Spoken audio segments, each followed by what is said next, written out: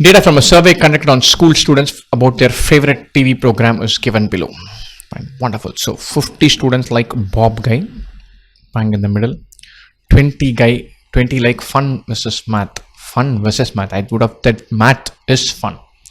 64 like Tom and Jerry. All of them like Tom and Jerry. 64 have said they like Tom and Jerry. Right? 83 like Math Man.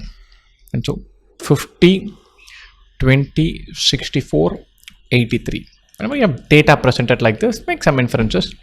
20 is a minimum. 83 is the maximum. And so now let's look at this. How many more students like Jerry and Tom? Sorry, not Tom and Jerry, Jerry and Tom. I'm so used to saying Tom and Jerry.